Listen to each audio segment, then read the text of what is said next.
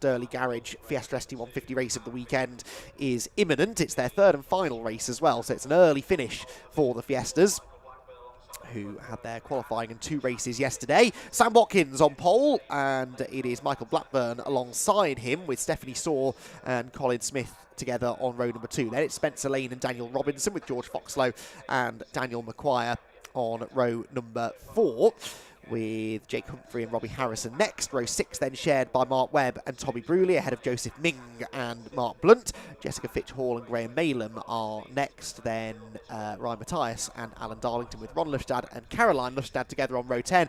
Row 11, Aidan Vickers and Remy Beadle with Oliver Sweetman at the back on his own, 23rd and last.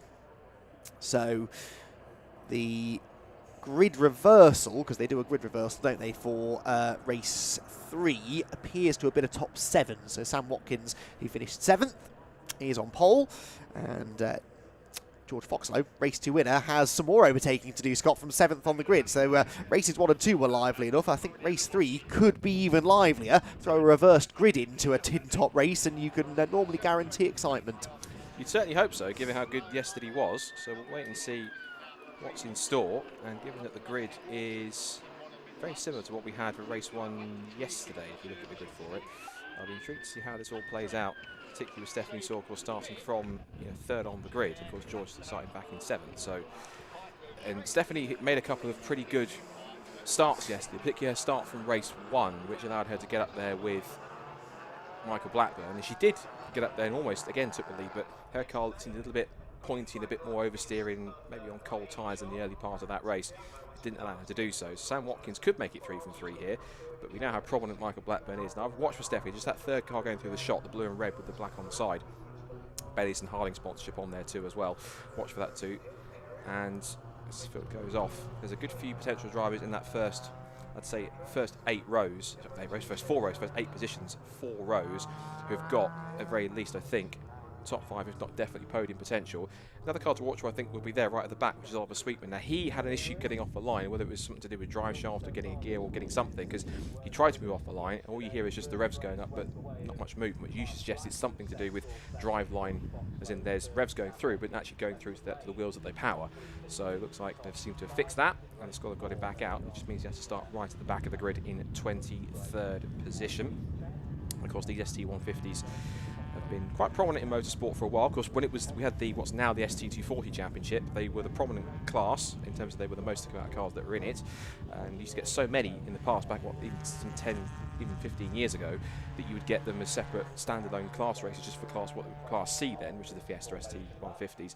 And then when they started to amalgamate, bring more classes in, eventually it went to the ST240s coming in.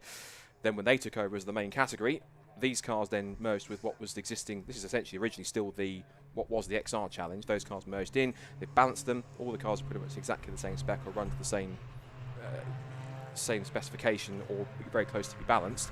And so now we have a field which is pretty much back to where kind of what's now the ST240s was, but it's now purely just ST150s, and it's thriving now on a more national scale when it was before, originally more a northwestern-based championship, and it's opened up more drivers to get involved, which is really good to see. And the grids are getting consistently over 20 cars now, which proves the popularity is only going up and up with more new drivers coming in, particularly this year.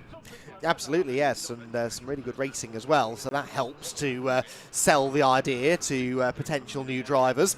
So, yeah, really popular championship, and there was a little bit of discontent perhaps when it came in and merged with the XR Challenge, because the XR Challenge had been around since the 80s and had at one point been one of the biggest one-make championships in the country, but the reality was that you just couldn't get hold of those cars, or more to the point, spare parts for those cars anymore, and something had to change, and there was a bit of resistance from some drivers to move across to the ST150s. Some did, some didn't, but those who did, I think, have found them very rewarding. Very different cars to drive to the old XR2s and XR3s, despite this being the natural successor to the XR2, but I think gradually drivers have fallen in love with this format and this type of Fiesta, this format of racing, and definitely taking it nationwide now has been a massive, massive success. So, yeah, exciting stuff in prospect here, I think. and an interesting front row. I mean, Sam Watkins and Michael Blackburn, you could well believe, had qualified on the front row because they have frequently in the past qualified on the front row together, but because of the reverse grid, they now start back at the front again, and the red lights go out. Who's going to win the race into Redgate Corner? It's Blackburn by the looks of it from the outside line, who's had the best of the launches. Not a great start, actually, for Sam Watkins, and so Stephanie Sawell took him behind him, and in fact, Stephanie under attack from Spencer Lane, that was, I think, going into Redgate Corner. Round the right-hander they will go. Does everyone keep it out of the gravel? So far, so good. But Michael Blackburn leads the way. Watkins then in second position. Colin Smith, that is, who's slotted into third by the looks of it. Saw is fourth, but for how much longer? Dan Robinson up alongside the championship leader, trying to gain ground as they descend upon the old hairpin for the first time. That battle pack all the way through as one, closest they'll be for the first time. I think a good start also looks like initially, looks like I think for Oliver Sweetman, who has picked up at least 5 or 6 positions by the look of it in that 09 car going through the old hairpin. Pack makes its way back up towards McLean's for the first time. Spencer Lane was going side by side with Daniel McQuire by the looks of it. And a sweep back through the shot. They come up towards it, they get them all together. Ooh, one car was very wide in the background, couldn't quite catch exactly who that was, but now it's Blackburn to the lead again. And up to third, fourth, fifth. In fact, actually, Stephanie Saw shuffle back to sixth because she's now lost out to George Foxlow as well. Now she has Daniel McQuire right behind. And Spencer Lane's also after a good start. He's now under attack from the yellow and black car on Jake Humphrey. Down the back straight they go towards the chicane and not hanging around. Watkins is going back on the attack. He wants his lead back as they flick through the right and then left of the chicane, back onto the pit straight for the first time under racing speeds. Robertson giving chase in third, and then it's Colin Smith who leads the pack in fourth position. Bobby Harrison there in the orange Fiesta just giving a hurry up to, looks like Mark Webb is into the top 10, under attack into Redgate Corner. Little movement around under brakes, and Fiesta's literally everywhere you look down towards Redgate Corner.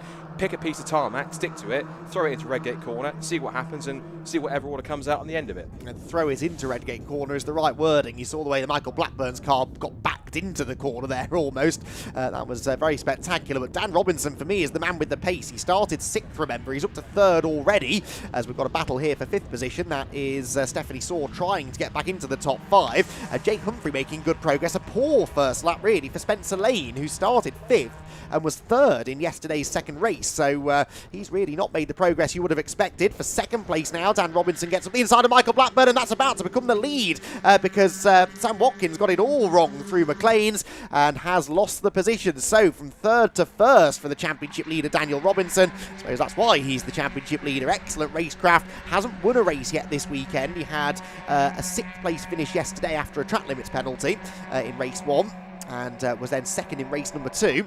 And now he leads the way as they head down the back straight into the chicane where Michael Blackburn gets into the back of him, and Dan Robinson's going to have to cut the chicane, surely. No, keeps it within track limits. That will actually delay Blackburn more, and Sam Watkins gets back into the fray. This will also bring the 4th place car, in fact pretty much everyone else, onto their tail, I suspect. George Foxlow sets the fastest lap, and they're absolutely together as they head towards Redgate Corner. Robinson on the inside, Watkins on the outside, Blackburn trying to find a gap up the inside as well. Rubs up the side of Sam Watkins' car. They both go wide though, and George Foxlow sees his opportunity. He's never backwards in coming forwards, Foxlow, and he's going to try and go from 4th to 2nd. They're banging doors 3 wide down the hill. This has got disaster written all over it through the crater curves. Blackburn into the side of Foxlow, who keeps on coming. Fantastic. Foxlow, I think, is going to get this done. More cars now start barreling into the back. This is carnage, Scott. And the big loser in that literally was Watkins. He got shuffled out wide. 3 abreast through crater curves. You never do it the best of times. They're still wheels.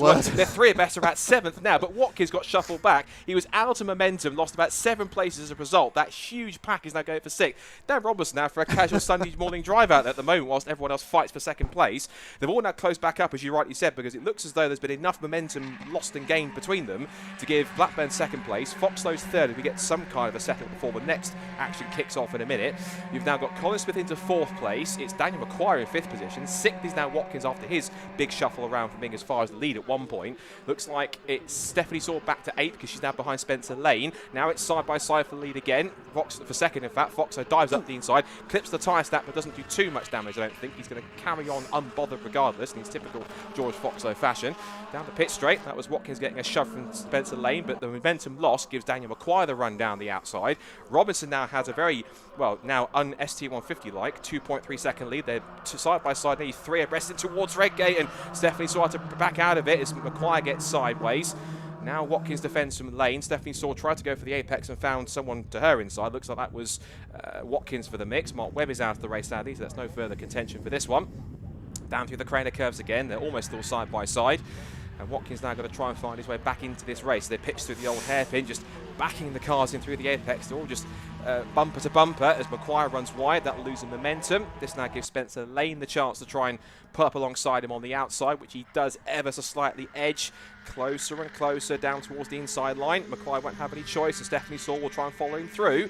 And she does, leans on him a little bit. Robbie Harrison tries to insert himself into this race, as does Jake Humphrey.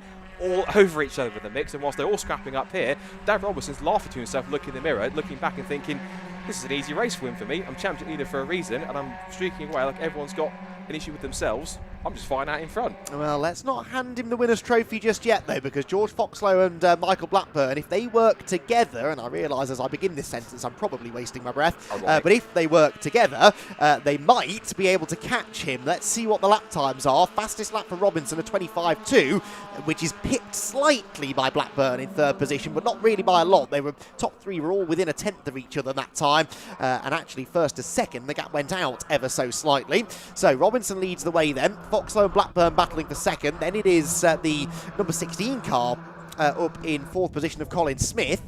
And he leads that next pack, really, doesn't he? Ahead of Watkins, Lane, Saw, McQuire, Harrison and Humphrey.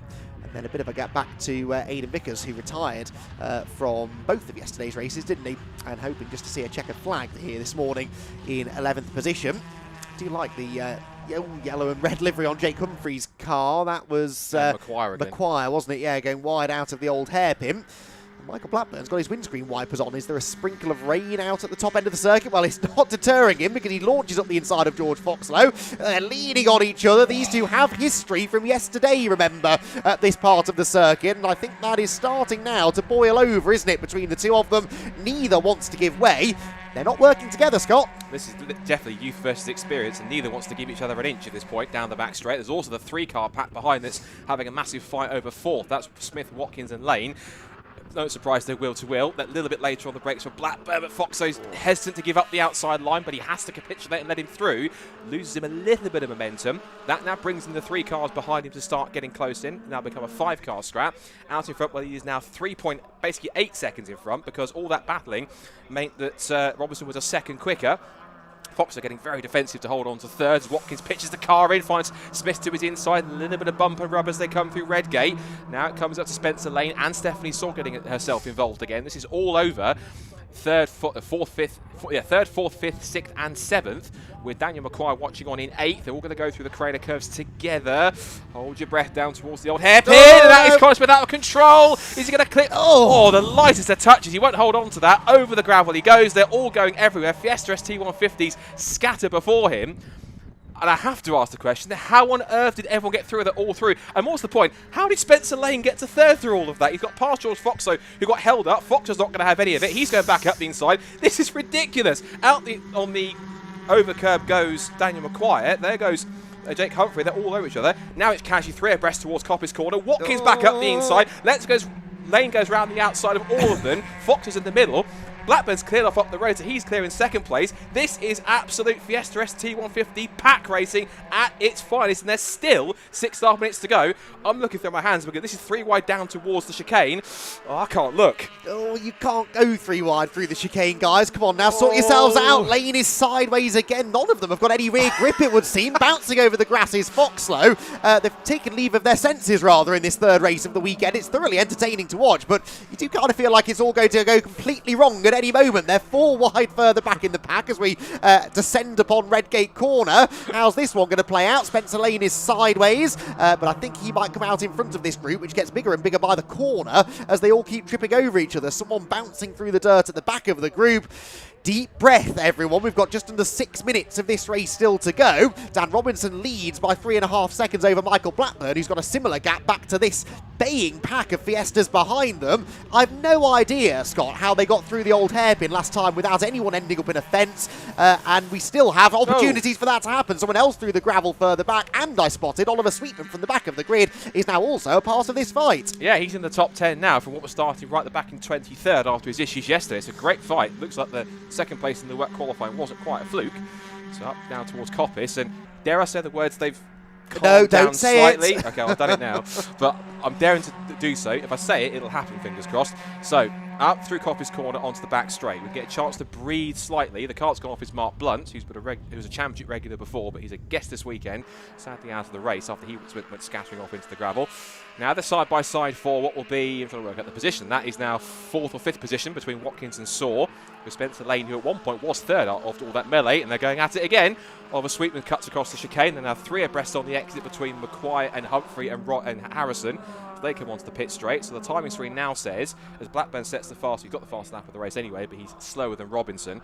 So Robinson now leads by, 3.7 seconds. Then a further 3.8 from Blackburn in second. Back to Fox, though, as McQuire turned across the front of Joseph Ming. And then there's more contact as Harrison gets into the side of him. Calm down. It is the last race of the weekend for these guys, but they're treated like it's the last race of the season. Well, it might be for some of them. If they carry on like this, they're not going to have a car left to race with for the second half of the season. This is no holds barred stuff. Spencer Lane there battling with Stephanie Saw. There was a car in the gravel, which I think was Mark Blunt. He's not made it round at the end of the previous lap, so that should mean yellow flags out at the old hairpin, one would assume. I didn't actually spot any yellows, but that would be the standard procedure.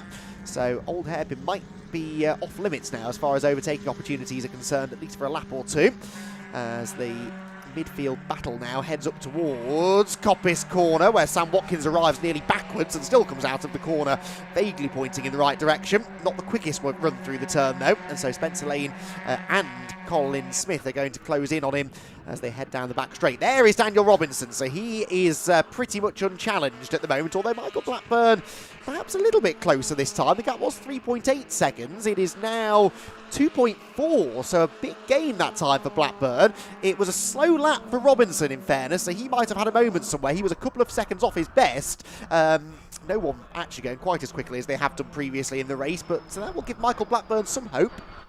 You'll see Robinson will see that blue and yellow car a little bit larger in his mirror. That will give Blackburn a bit of incentive to get closer. And that's Daniel McQuire out of the race, unfortunately. At the same spot, Aidan Vickers retired in both of yesterday's races down at the exit of the chicane. The big question is always, did he jump or was he pushed? But there's no replays on that, so sadly we can't quite tell you up front. Back down towards the old hairpin. So every time we get nervous that a Fiesta ST150 gets sideways, it's just their way, because they do that all the time. And we should expect it rather than be anticipating an issue, but nonetheless, they're going to work their way through. There is Aidan Vickers, who is the one that ran wide at Redgate a few laps ago.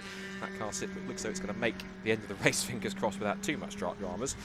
Out through McLean's, Spencer Lane gets a good run on Watkins on the sprint up towards Coppice. Stephanie Saw has a baying view, trying to squeeze up the inside. 3 abreast, that's a great move up the inside, a little bit cutting the curve. Stephanie almost made it 2 for the price of 1. She's trying to get her elbows out, and she doesn't quite make the move on either, but fair play for trying. Yeah, fair play for trying. That was an agricultural line. Well, I've seen a few things in this race that I don't think I've ever seen before, and that's not really a typical overtaking move that you see attempted at Coppice, as Spencer Lane, again, having just said we shouldn't get too excited when they get sideways. It's still easy to end up jumping out of your seat. Lead gap down again. I wonder if Dan Robinson's running into some sort of an issue here. That was a 26.8, 7/10 slower than Michael Blackburn. They've got time for 2 more laps as well. So Michael Blackburn is definitely going to continue to close and might still have time to catch the race lead. We've had a change for 4th as well. Sam Watkins has fallen behind Spencer Lake, as we saw, with Stephanie Saw behind, and Stephanie Saw trying to follow him through, but not able to get quite close enough into the old hairpin. She might now focus on getting a better exit on the way up the hill, but I'm intrigued to see what's going on out in front, Scott. That gap is getting smaller and quite drastically. Yeah, 1.6 seconds, and I've also noticed lapping quicker than both of them is George Foxlow, but he's 3.2 himself behind Blackburn and 4.9 off the lead, so Foxlow might have to settle for 3rd place, but he has got a comfortable enough 2.5 second gap behind to hold on, because Lane, Watkins and Saw have been so busy fighting over themselves, they're losing time to the cars in front. But they have calmed down, and Stephanie has also got past Watkins since we last saw them. Meanwhile, as Aidan Vickers gets a 5-second penalty for track limits, surprised it's the only one they've had so far in this race. Here comes Robinson. Let's look at the gap physically. It is closer, but I think Robinson, either he was, not to say backing off, but he's realising that Blackburn's getting closer than he would like. There goes Foxlow in 3rd place trying to chase. Let's look at lap times this time by. Blackburn was 3/10 quicker again. He was on this lap, and Foxlow was a full 7 tenths quicker than the leader and 4 tenths quicker than Blackburn. So they'll close back up again by the time they get to the checkered flag next time. But Watkins is in. There is damage to that front end. There was a bit of a clip with Colin Smith. So I don't know if that was a legacy or not, but it looks like more mechanical rather than that problem as the leaders come through the trainer curves. I think that Blackburn's wiper, because they were on all yesterday, it might either be just something with a switch he's knocked or possibly just on by default just in case. But yeah, they're closing up a tiny bit in that top three, and then it's now a solo battle for fourth as Spencer Lane again under brakes was wiggling around to try and get the car stopped. If Stephanie can put a last minute attack as you can do well, and that was Oliver Sweetman, who I have to credit, is probably putting one of the drives of the weekend for them in terms of going from the back of the grid after he had the issues yesterday. He's got Colin Smith for attention on this last lap of the race, but I have to say there's been some pretty impressive drives in what's been incredibly feisty, to say the least, racing for the ST150s. And it looks as though, unless touchwood something dramatic happens to Robinson in these last kind of few corners, he's about to take his first win in the first couple of races. And he came into the weekend having won 4 the first 5, finished off the podium for the first time in race number 1, put it back right in race number 2, and I think he's about to go back to the top step and again prove everyone, Andy, why he's the championship leader. Indeed so, a measured drive whilst others were losing their heads a little bit in that one, but Dan Robinson is going to become the 3rd different winner of the weekend for the Durley Garage Fiesta ST150 Challenge. He wins race 3 at Donington Park, Michael Blackburn 2nd, and George Foxlow will come home in 3rd ahead of Spencer Lane 4th, the rest of them filing through behind. Obviously Sam Watkins' name will start to tumble down the order as he retired to the pit lane there towards the end. That means that Joseph Ming will inherit a top 10 finish as a result of that. Aidan Vickers gets to the checkered flag as well for the first time this weekend in 12th uncorrected times after his 5-second time penalty for track limits was applied, so it wasn't a drama-free race for Aidan. It wasn't really a drama-free race for anyone though, was it? Even the race leader Dan Robinson, who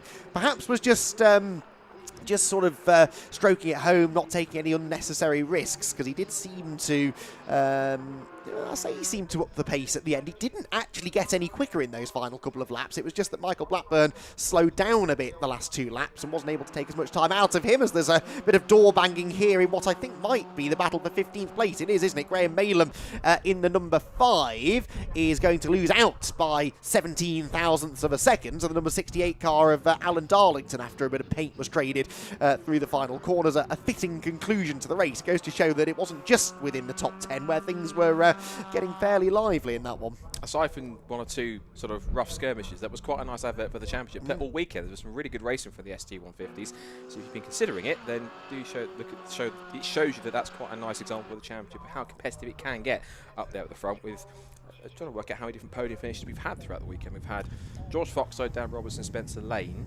and then Michael Blackburn, Stephanie Saw. So 5 different podium finishes from 3 races, which is not a bad record. So it shows how competitive it is. And there was at least 8 cars that had potential to be on the podium, if not 9 if you count Oliver Sweetman, if he'd had a bit more pace and a bit better luck not starting from the back of the grid. But excellent stuff for the ST150s. They'll be out a little bit, I think, next time at a different circuit, obviously somewhere else.